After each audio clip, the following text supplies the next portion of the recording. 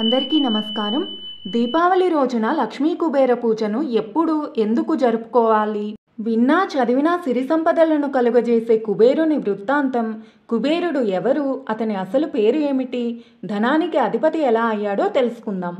దీపావళి రోజున చేసే లక్ష్మీ కుబేర పూజ వలన ఎంతటి పేదరికమైనా తొలగి సిరి సంపదలు ప్రాప్తిస్తాయి. ధన్వంతరిని పూజించడం వలన ఆయురారోగ్యాలు కలుగుతాయి. సాక్షాత్తు శ్రీ మహావిష్ణువే అమృత కలశంతో క్షీరసాగర మదన సమయంలో ధన్వంతరిగా ఆవిర్భవించారు. లక్ష్మీ కుబేర పూజను దీపావళి రోజున రాత్రి వేళలో చేసుకోవాలి. సూర్యాస్తమయం అయిన 2 నుంచి 2:30 గంటల మధ్య చేసుకోవడం ఉత్తమం.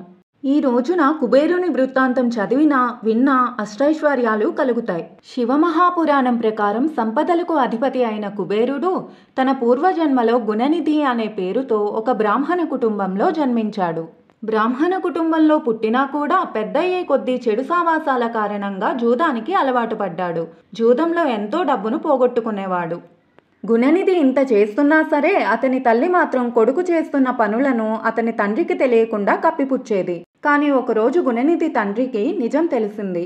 తండ్రికి నిజం తెలియడంతో గుణనిధి చాలా భయపడ్డాడు. ఇంటి నుండి పారిపోయి గౌతమీ నదిని దాటి ఒక శివాలయంలో దాక్కున్నాడు.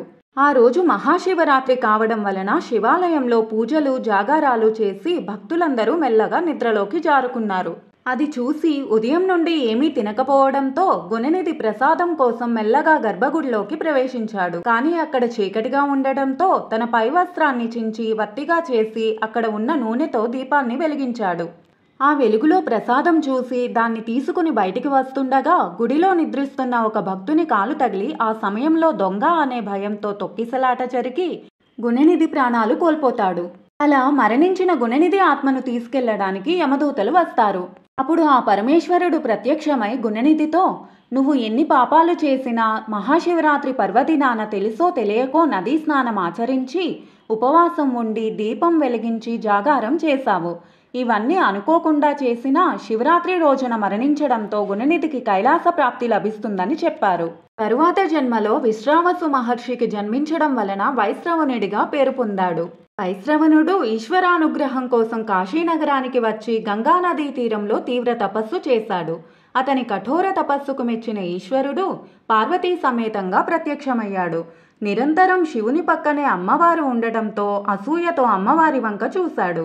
దీన్ని గ్రహించిన పార్వతీదేవి ఏ కంటితో అలా చూశాడో ఆ కన్ను పోతుందని వైశ్రవణుడిని శపించింది. దీనితో పార్వతీదేవిని వేడుకోగా తన శాపానికి తిరుగులేదని, కన్ను తెల్లగా కమిలినట్లు కనిపిస్తూ కురూపిగా కనిపిస్తావని, అందువలన కుబేరుడు అనే పేరుతో పిలువబడతావని పార్వతీదేవి చెబుతుంది. తరువాత శాంతించి అతని తపస్సుకు తగిన విధంగా కుబేరుని ఆశీర్వదించి నవనితులకు అధిపతిగా, యక్షులకు నాయకుడిగా చేశారు. విశ్వకర్మ చేత నిర్మింపబడిన అలకాపురిని కుబేరునికి రాజధానిగా చేశారు. అంతేకాదు కుబేరుడు ఉత్తర దిక్కుకి అధిపతి. అందువలన ఉత్తర దిక్కున ధనం నిలిపితే ధనవృద్ధి జరుగుతూనే ఉంటుంది.